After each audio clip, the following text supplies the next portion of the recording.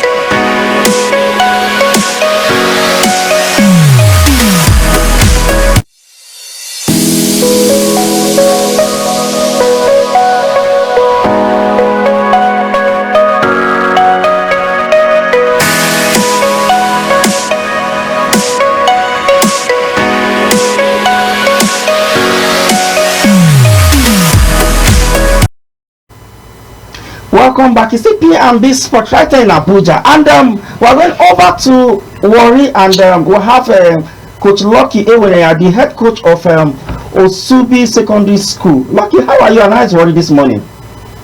I'm fine, and Warri is fine. Abuja is okay, it's fantastic, and it's very hot here. I learned that there is heavy downpour in Warri right now. Yes.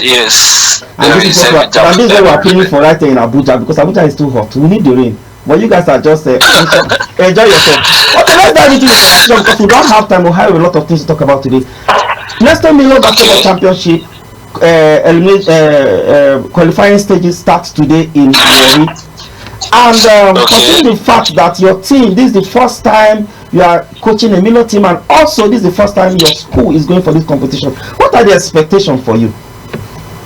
Well, like everybody should expect, we are here for the tournament and we are here to win. Everybody is out to win, so the expectation is to win. So that's it. So you won't be prepared for it. How is the preparation like before today? How is the team spirit, the boys in the camp and stuff like that? How is your preparation like generally? Can you just give us holistically? Just tell us how is it like? It's the first time for me, and I've played this as a player, and preparing the guys who know what to expect. Seeing that I've played it before, so we just have to groom them the right way on how to go about the sport and all of that. So the thing is, we do our best to train. Then they are excited about the whole team though. So yeah, I feel we'll do well with our team spirit and the way we've trained. Considering that is not a do or die affair and it's a developmental program, so it's not a win at all costs. So you guys are just going there to gather experience. Is that what you're trying to say now? No, we are not here to just gather experience. So we are here to besides the experience, we are here to express it in the end, like the whole of the tournament and everything. So we are positive about everything. We are not just here to participate. Do you get? So we are out here to. Whereas we are getting the experience, we are out here to win as well. Okay, Tom, I think you have some question for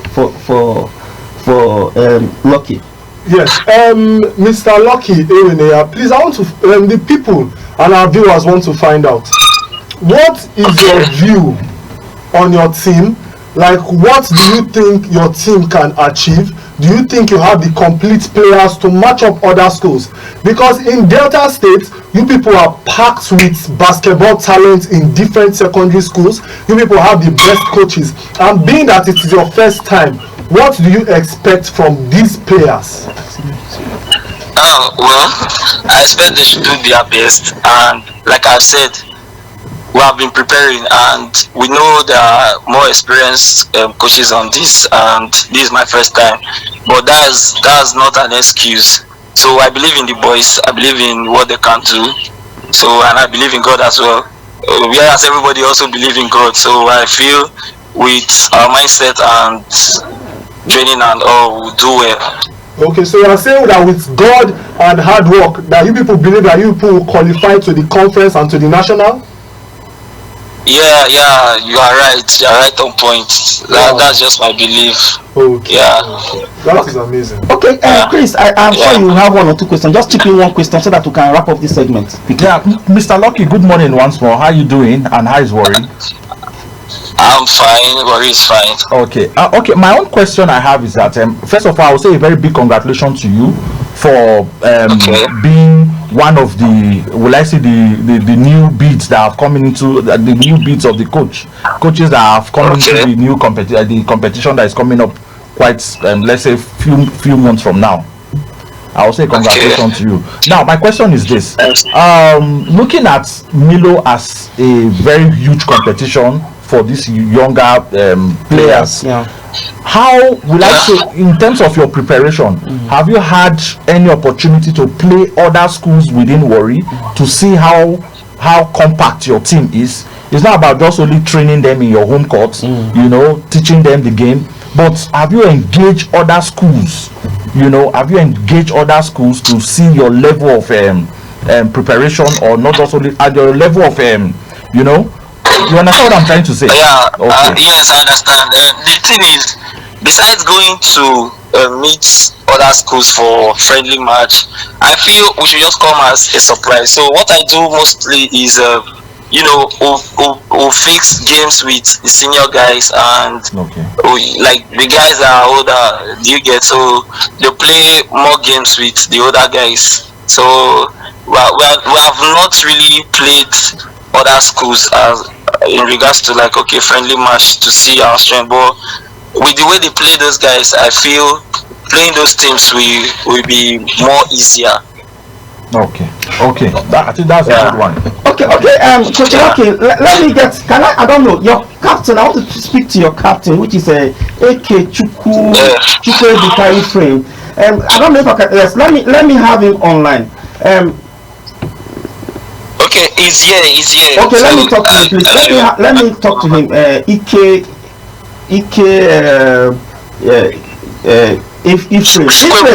Ephraim, good morning. How are you? I'm fine, sir. Okay, good. Quickly, can you just give us a little bit of how you are feeling right now in worry and the excitement, and also you guys will be nervous. There's no two ways about it. But how are you really feeling right now? How is the spirit with the boys? I'm feeling okay because we'll be training, we'll be waiting for this day. We're waiting for this day, so I'm feeling a bit nervous though, but let's see how it goes. You don't know, but you're just putting it on the balance. Like, okay, it could go anywhere. Is that what you're trying to tell me right now, Ibrahim? That That it could go anywhere. I expect that as you are the captain of a student secondary school, you should tell me what your team, the stuff your team is made of, and the what you believe, or you believe you have in your boys, what you come out of. You should be able to beat your chest and say, "Oh, I will come second or first." You understand such kind of analysis. I mean, we're not actually coming second. By the grace of God, we're supposed to come first. But what does this mean to you, Ephraim? Playing this contest for the first time. Actually means a lot. Yeah, it actually means a lot. Because all the times in my primary school, I've always wished to learn basketball. So I learned basketball primary school, but I was not like opportune to go and play Milo for my school till I actually learned it properly. See my classmates as my teammates and the rest of all that in my school. Okay, Ephraim, lastly, before I let you go, how is the relationship like? Your coach, yourself, and your teammates. How is it like? Let's just give us a little bit of it. Yeah, it is actually okay. Our coach is like a literally father to us. Our coach is like a literally father to us. Military our father? teammates, like, What did you say? It's literally like a father to us. Okay. Go ahead. And my teammates, they're like brothers to me. They're like brothers to me because we've been training since primary at our school. We'll be training. My teammates, they're like brothers to us. Okay. Let me just leave it, and I wish you all the best, Ephraim, and I hope that you guys qualify this time, and of course I will have you on this show again to interview you, and we'll talk about the next phase, which is the conference playoff. Hopefully, I pray you guys qualify. Thank you, sir. Thank you so much. So that is it from my worry. We'll be going for a short break now. When we come back, we'll be having a sport analyst today from Benin, and he'll be talking to us about the game against Nigeria versus Zimbabwe yesterday. And of course, we have CJ here on the studio, and also we have Tom, who will all do justice to that what happened yesterday. Don't go anywhere. We'll be right back. Okay, sir.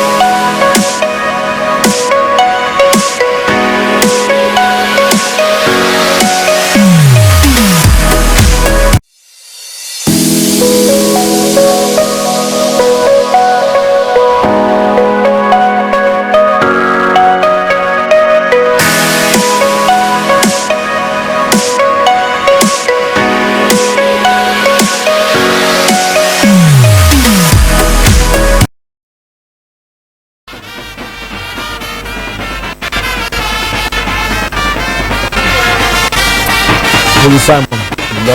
most of the Nigerian attack coming from this left side.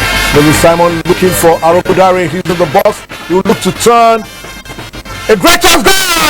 Man. Victor Osimhen has the far post. What will the Eagles do without Victor Osimhen? And that was well worked, it has to be said. Victor Osimhen, wonderful cross to the far post. You have to credit Arokodare to held the ball up. And the two-man attack at Toro, I think, is worked. It's worked. In the sense that they had two options to focus on, and one of them was going to get free. But that was a delightful cross, I think, was Bawala to the far post. And that was expertly finished by Olise. By Osimhen. Always mix that. People came to West Indies. I think I spotted the University government there. Yeah, he wasn't there. But give them credit. They Run out the stand then. It's a lot of relief. a lot. But I can see some of the teammates went to him. Yeah. That was a brilliant cross. I think it's just 2 games in, but you can already tell the philosophy that, and I hate to use that word, that's a hammer blow. It could have been. But here's a come down. Eagles have to be wary. Almost a good goal, and he's in. To have defended that opportunity. First with Bright Osai Samo, and then it felt like William Chris Ekong, maybe the kind of interception. Wow.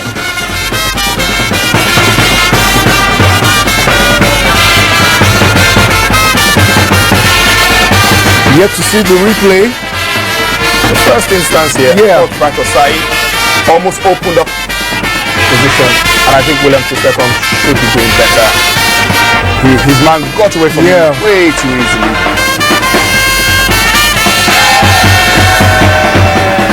That was defensive laxity. Welcome back. It's the P&B Sport right here in Abuja, and we still have all the guys in the studio, Tom and Chris, and of course we'll have Precious on the line. Precious, how are you, and how is Lagos this morning? Good morning to everyone in the studio. Thank you for having me this morning. Lagos is very, very calm and good. It's very, very good. It's a pleasure to hear from you guys this morning. It should be good because that's the commercial city. Lagos should be good. It does not have any choice than to be good. Okay, let's dive into the conversation because we don't really have time, Precious. You saw what happened. You saw what transpired yesterday.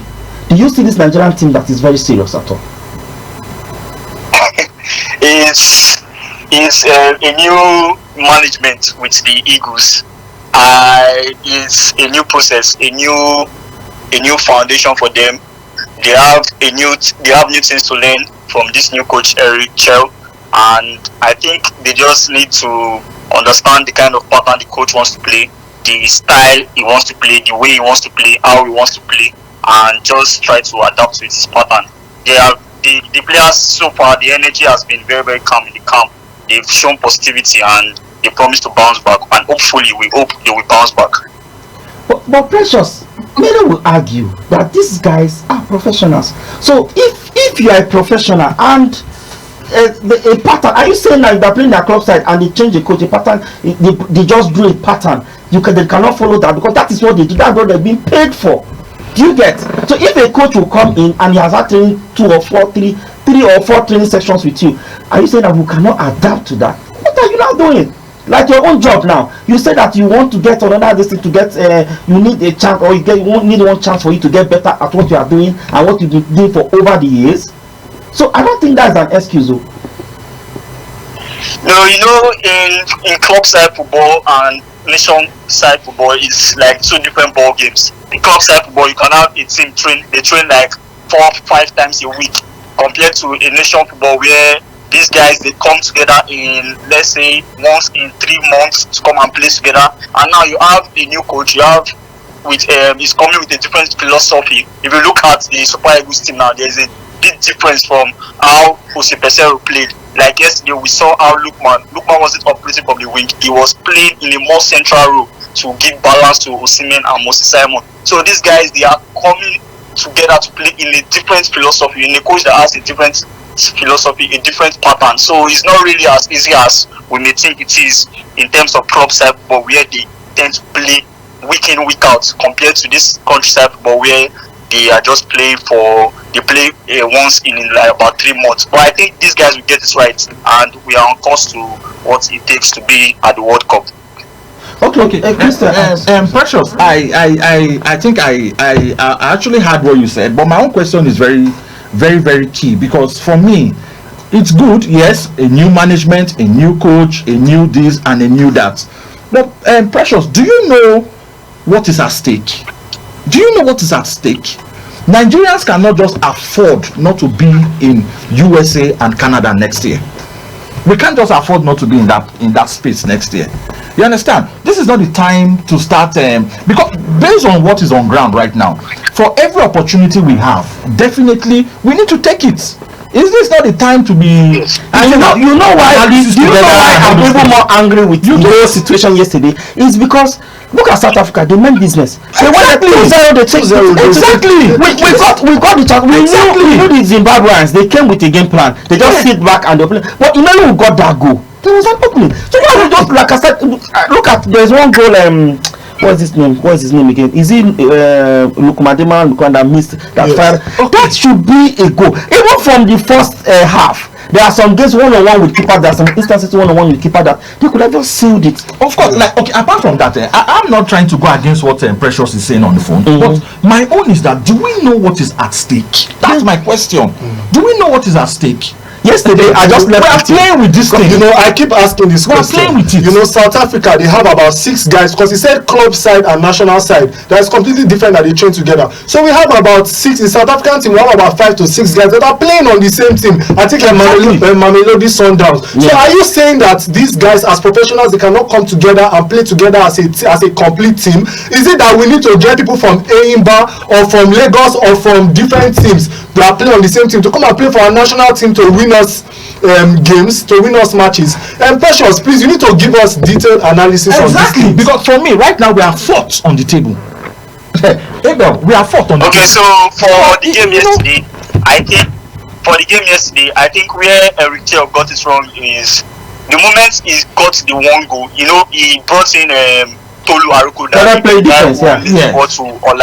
to switch to the ball to Osimhen to score. He brought in that guy. That guy brought an extra power in attack, and he complimented Osimhen a lot. So at some point in game, Lookman was off the game. The way Erichel made it wrong was that he was supposed to take Lookman out and bring in an extra midfielder, because he had only Ndidi and Iwobi midfield, but at some point he took out Iwobi, brought in Oyedika, but he should have brought in an extra midfielder to make sure that we had ball retention.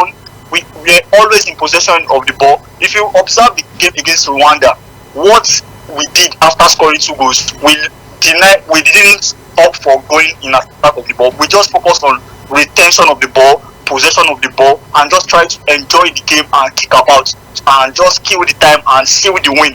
So yesterday you should have done a similar thing.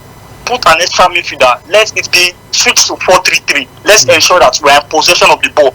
With the moment you are in possession of the ball, you have more chances of scoring more goals and defending your goal. But instead, he was switching attacker to attacker, and at some point he had tired legs in the midfield. Indeed, he was already tired, though he had a good game. But at some point, he was already tired. If you look at Tawanda Chirewa's goal for Zimbabwe, you could see that Ndidi couldn't finish his marking, and somehow the pass went through him, got to Chirewa, he beat Ekong and he scored the goal. Then talking about the Bafana guys that have about 6-7 players playing for Mamelodi Sundowns, you know, when it comes to African football, South Africa, they have one of the best leagues in Africa, and all of this is a very, very long, is a very, very good is a process. I'll call it a process, because you will need to develop your league. If you don't develop your league, it will be very, very difficult to have the best materials from it. Like you look at the Nigeria Premier League, for instance, most of these guys, they even prefer going to neighboring countries, like Libya, Tanzania. Our best players, we lost them to leagues like this. We lost this guy that was at Bender Insurance, Benjamin Tanimu. He joined the club at Tanzania. We lost this other guy, Divine Wanchuku, at Bender Insurance. He joined the club at Ethiopia. So to show that these leagues, and these are best players in the league, the other guy at Bayelsa United too.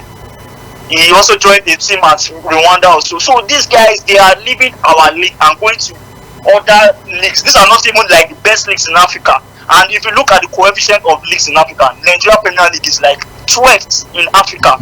We call ourselves the giants of Africa, but we are not showing that we are giants. Imagine Nigeria Premier League being 12th in Africa. It shows that the league is not good enough and it does not have what it takes to be up there too. So we need to develop our league. If we can develop our league, bring and just ensure that we do the best for it, we will bring the very, very good players. If you look at the keepers, the goalkeepers that were invited to this national team break, Stanley Wambali, Kayode Bankole, and Amaso Pasoge, 3 of them are products of the MPFL. 3 of them. So this shows that we can bring more good players from the league if only they can develop this league. Okay. So my question now to you is, we are going to the issue of Victor Boniface not having enough playing time. So I want you to analyze this issue, because some people will say that if Victor Boniface had a lot of playing time, that he would have delivered more goals for us, that he would have given us more opportunities and more chances. So what do you think about this? Okay, for Boniface, I think for Boniface is that you can't, for me, I feel like Boniface can't play as a lone striker. Of course, he can't even play as a lone striker. So you are saying he's a system player? No, for his kind of play, the way I've watched him, we already have Osimhen. Osimhen is our best attacker, no doubt. You can't bench Osimhen for no reason. So for Boniface to play well, in my opinion, I feel he has to play like a supporting striker, a backup striker for Victor Osimhen. And I think if the coaches are all looking at, I don't know if they are putting their hope more on the form of the players, because right now you feel like Ademola Lookman is on form, you want to put him there. Osimhen is on form, you want to put him there. Moses Simon is very, very hardworking, marking and helps with crosses and all that, so you want to put him there. But I feel like for Osimhen to Boniface to get more playing time, he can't play like from the wing or be a lone striker. So there has to be a way to accommodate him in there. If we're going to switch our pattern to like a 4-4-2, where Boniface will be up there supporting Osimhen attack, that's where I feel he can play better. But for why he's not getting enough play time, I actually don't know, and I can't tell for now. Okay, Precious. Right now, Nigeria is sitting on the 4th position on the log. What is our chances? Yes. What's our chances? How many more games do we have to play? With the way we are right now, do you see us qualifying for the World Cup next year, 2026? Yes, I'm very, very optimistic about it. You have to be a Pastor Chris or a TV Joshua to say that. You have to be because I don't see our destiny in our hands, with Precious. Our destiny is not in our hands. South Africa is 13.6 points ahead of us. Exactly. I'll tell you why I'm positive about it. Okay. Let's hear now. The South Africans, they are facing an issue because this guy Mokoena had yellow card. Okay, yes, I know that there's a petition. Yes. There's a petition against them. There's one issue we faced in 2018. We faced the same issue in 2018 when Abdullahi Shehu was supposed to be suspended for a game against Algeria, but we feeded him for some minutes and they deducted our points. So this is what we are taking to CAF now, that okay, Mokoena is supposed to be suspended for that game against Lesotho where he played about 82 minutes. So this is where we are banking on. If they can take away that 3 points just like they did to us in 2018, then we will see where South Africa will fall short to 10 points. We already have our 7 points. Then it's just for the team. We can't rely on that for the South Africans to be deducted our points. We also have to do our own home assignment by winning our games. But that would be point. Can we do that against South Africa for us to seal it in South Africa? If we can seal the game in South Africa, we have the chances. Even if we don't finish first in the table, if we have a good goal difference and all that, we can also go to the playoff. I think second position can go to the playoff. So we still have the chances. Second position, they say it's best 4, not just second position, no. Best 4 second, that's when we can go for the playoff. But I hope we can finish in that striker. But I prefer I even hope we finish first, not even that second, for us to be using calculator to know if we are going. How many more matches is even remaining? We have 4 games. 4 games. That is we have 12 available points. 12 available points to grab. So I don't know. So anyhow it goes, but I hope Nigeria qualify from this, because it's going to be a very, very big disaster. I'm telling you. The way we have. Yes, you could see the reaction. Even Osimhen was very, very angry. Because Osimhen by now is not talking about his second World Cup. Do you get? The first World Cup, we missed the one that was going last time. And if we miss this one, which means 2 World Cups he has not played. And age, of course, he's 25 now. He isn't 26. So age is not even coming by his side anymore. So imagine him not playing for World Cup, maybe only one World Cup before he will eventually hang his boots and something like that. It will not be nice at all. Thank you very much, Precious. I want to thank you very much indeed for your analysis again on this show. And I hope that if we invite you next time, you are going to oblige by coming again. It's a pleasure. Thank you very much. Thank you. Chris, you've heard everything that Precious have said. Yes. Tom, of course, you've heard what he has said. See, the truth is, yesterday I was so angry. It was a disaster. It was, because my anger is not because we could not score, or we could not score more than 2 goals.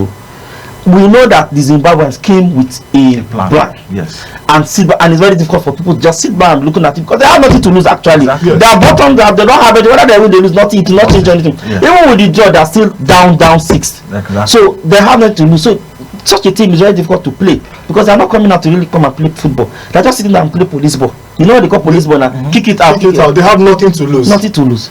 And it's very difficult, but we're able to unlock that. If we can now score that one, why would not allow them to come? That is my problem. And we can keep 98 minutes. That was terrible.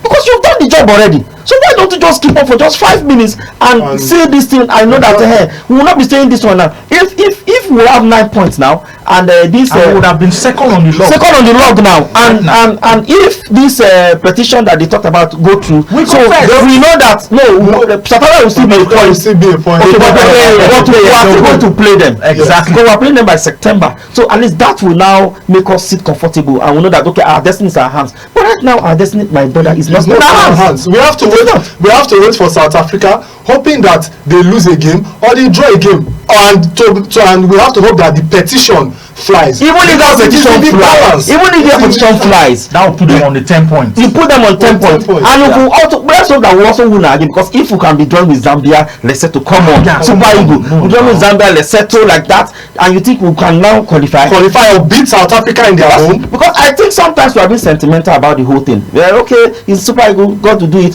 Forget God will not do anything. Exactly. If we don't go out there and put our hearts out and play. Yes, I know the boys they tried, and I know they were trying to adapt to new system, but they are professionals. We shouldn't give them that like what Precious was even saying on the phone just now. I see no reason why he will be telling us we have a new management, a new coach. They are trying to adapt to the system. Which adapt? They should not be saying when they apply for the job.